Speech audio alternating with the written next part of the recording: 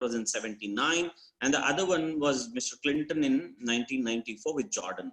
So apart from this one, the only president perhaps who's able to do two, and Jared Kushner is pushing actually the third one, that is Saudi Arabia.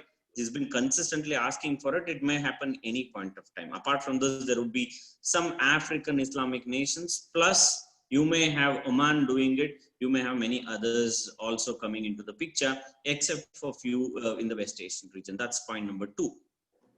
Point number 3 is the time that I'm talking about, when people can't come in bigger numbers and then go on protest, risking their own life. The stakeholders have understood this very well. Even if there's going to be some sort of a mass protest or anything, it may not last long. Second, it is at the time of pandemic where people fear that they may end up losing their lives, so they may not come in bigger numbers and it may not sustain as well. So it may create a sort of issue for them. So 3 very, very important components regarding the time that they have chosen for having something like this. The other part that comes out very clearly with regard to when the accord was finally achieved is also about something that was happening more behind the screen in a subtle way, because Israel continues to work with, let's say, quite a few organizations within Palestine, and more so with regard to the breakaway troops that we will always see with regard to the Palestinian organization, Liberation Organization, where they wanted to have one group which would not want to have violence with Israel or detentions and many other things. That was the Fatah, with whom, though Hamas is also there, Hamas had its own problem where Hamas wanted the pre-1967 boundaries to be accepted, and then creation of the Palestinian state and giving it an entity. Fatah also says the same, 1960, prior to 1967, but Hamas wants to have it through a sort of revolution and wants to have it through violent conflict, whereas with regard to, let's say, the Fatah, they don't want to have violent conflict because they want peace. They don't want their family members to be detained, and they don't want it to become a major case of concern. That's the important factor here.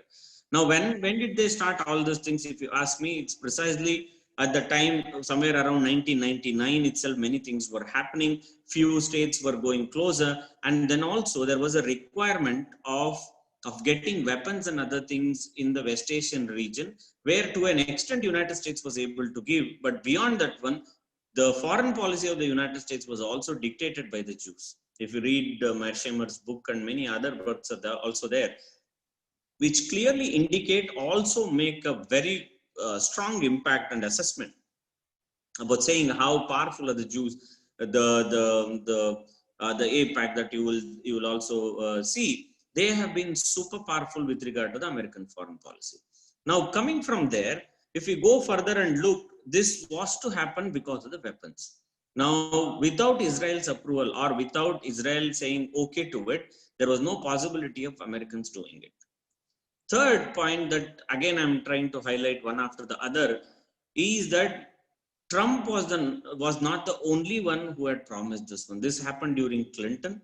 This happened during the later stages when Junior Bush came for 2 terms, then 2 terms for Obama. So in their election manifesto, invariably Jerusalem was mentioned, where they said that they will move the capital, or they will accept the capital as Jerusalem, and they will do that one. But the person who succeeded in doing this one was Donald Trump. Now, for him, it's a political agenda. One, he's playing to the evangelists in the United States, but at the same time, for him also, it is some sort of an adherent to something that he has spoken. From that perspective, he's much more successful compared to many other American presidents. And for him, this was also required at this juncture. But what is then the outcome of many of these things? They have normalized now. Now they are going to ask for weapons. They are going to take help from Israel with regard to intelligence. They are going to take help on several fronts. This was happening. I was there in Israel in 2018. I was there for the 70th year of celebration at the Ben Gurion University in Beersheba. They had invited me to the university for the celebration with a conference. In fact, conference itself was also titled Israel, and then they had called me. And in that also, the discussions were largely this one, and the former chief of the Mossad was saying, perhaps there has never been this sort of a time for Israel. There might not be in the future. All the stars are in perfect constellation at this juncture. Anything that Israel wants to achieve, it should achieve in the coming 5 years. So there was a direct talk about this one. And he also explicitly said there was a conversation that happened where the Saudi crown prince asked that who are our arch rival? Why are we fighting with many people? And then he was apprised by the closest people saying that when Iran is our enemy. Then he asked, I believe that then why are we fighting with Israel? They had no answer to say. Maybe this is largely the Arab component of it. That's why we had to fight. The same thing happened in Israel where Netanyahu asked, who are our real enemies? Why are we fighting with the Arabs? All the Arabs. Then people said, no, there is no meaning to do that one because our tribal is Iran. So there is no necessity to do that one at all. So here where I think after MBS came in, Mohammed bin Salman came in, there was the sea change. He wanted to get rid of the gown that lot of time the Saudi, either the king himself or many others were trying to wear upon. And he wanted to shed that one and he wanted to take things forward. So then itself I had come and said, I made a presentation, in fact, when I came back to India saying Israel is real, saying that means whatever they're talking, they're going to achieve it. They're going to do it come what may. Nobody can stop them. That's a sort of power that they were enjoying, whether it was because I could even see them doing that one in the airport where they stripped a Chinese diplomat, which in other places nobody would dare doing that. And there itself, I understood the type of conviction that the Israelis were having to do this one. But now the question is, what are the options that are available with the Palestinians? Because they are the one who are on the receiving end. Though Palestine remained as an emotional issue for all the Arab states, unfortunately, now one after the other wants to dehyphenate. They don't want to be seen that only because of Palestine that they don't want any sort of relation with Israel.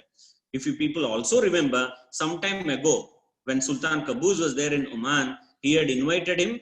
Netanyahu had gone there. The food was also prepared according to the requirement of a Jew. And then after his return to Israel, the pictures were put up. Sultan Qaboos was someone who could pull off anything. He would not fear anyone, nor he would care for anything. But then itself it was happening. So he was also the impression there is no necessity to fight with the Jews. And there is need to make some sort of a truce and then take this forward. So the Palestinians have two options. One, either to fight like this and keep talking about the Arabs saying that our position should not come to you and people have backstabbed us and all of you have failed me. That's one of the narratives that they can do. Second one is they probably concrete way they can talk to and say you all can normalize with Israel. We don't care. But with that normalization, if all of you can come together and put a caveat that no more annexation, no more takeover. If that is something that they can positively talk. Now what they're trying to do is they're trying to fight on two fronts. One, they're trying to fight with Israel. Second, they're trying to also fight with all the Arab nations. Now Arab nations are not anymore in the mood to listen to what the Palestinian causes. Those emotional factors are gone. Now I think the real politic has taken over. In that scenario, there is no possibility of going back. Now the non-Arab states, there are two non-Arab states, totally three, one being the stakeholder itself, that is Israel. Apart from that, there are only other two non-Arab states. One is Iran, other one is Turkey. Now Turkey is a hypocrite because Turkey was one of the earliest to recognize Israel in 1949 itself. That means 1 year after the creation of Israel. And since then they have been having, suddenly now Erdogan is talking in such a language that he will pull out that one, he will pull out this one. He is trying to target the UAE and Saudi Arabia because they have some dreams that now again there will be some sort of an Ottoman era that will come back and the new Sultan is going to be Erdogan. That's not going to happen for sure. Take it from us. It's not going to happen that way. And Erdogan is dreaming that now he wants to do this one. But there is a direct connection between why Erdogan is trying to target people. Now there is a former Fatah leader who was also comparatively close to Hamas, but he served quite a few years in Israeli jails. And then subsequently, he made a lot of money. He was accused of having closer to $7 million. And then he left to UAE. After that one, since sitting in UAE, he is the one who has been instrumental in actually trying to normalize relation between Israel and UAE. Now him and then Fatehullah Gulen in Turkey, who led the Gulen movement, with whom Erdogan had a fallout in 2013, have been having some sort of a talks. Now Gulen is in United States, but they have often been meeting. Now that is one of the reasons why a particular booty was spoken out, and Erdogan wants these two individuals to be eliminated because he fears somewhere that Gulen is continuing to plot a coup against Erdogan. Now he wants to become the new face. He wants to say, okay, if the Arabs have failed you, if Mohammed bin Salman has failed you, I'm there to take over. Don't worry, I'm doing a lot of things in my own country. I will continue to do that one, is something that he's trying to say. Iran, anyway, we know that they want to have control over through through the Hamas, but they can't directly reach out to Hamas because within Hamas there is no acceptance of taking Iran's help. So what they want to do is they want to use the other channel of using Hezbollah in Lebanon. Okay, I have 2 minutes. Do I have 2 more minutes? Yes, Nandu, we have 2 more minutes. You can go ahead. Yes, yeah, thank you. So here again, as I told, there is only limited options. Now Turkey and Iran cannot replace what the Arabs have done to them, but Arabs have also constantly failed. It started off with Nasser, and then subsequently it moved into Jordan, because Jordanians were someone whom they had kept at a very high pedestal, because the Jordanian rulers, especially the Husseins and the Abdullahs, are the direct descendants of the Prophet's family. So they had this Hashemite kingdom. So they had a lot of respect for them, but that is also lost because in 1951 itself there was an assassination that happened because of the resentment that was shown, because Jordan could not stop Israel taking over certain territories. That includes the West Bank, because West Bank was directly under the control of the Jordanian kingdom. So in such scenario, now the Palestinians have no way to take this forward.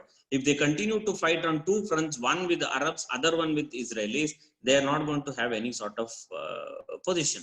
Now the Europeans will not stand up to them, neither UK nor the United States. They will end up being losers. At least if they don't want that to happen, they better talk again to the Arab states and tell them, all of you normalize your relations with Israel, but that emotional factor that you have been talking about and you used in your politics for survival in the region, please now be very clear that while signing, at least get this deal for us, that no more annexations. Now that is one condition that they can ask for. Whatever they have, at least they can arrive at that one, and then end up at least getting recognized as a state with certain specific borders. If that is not the way, if they're going to continue to antagonize the Arab states by saying that, or trying to accuse them, or that all of you backstabbing, probably this will not go anywhere. It will have Nandu, for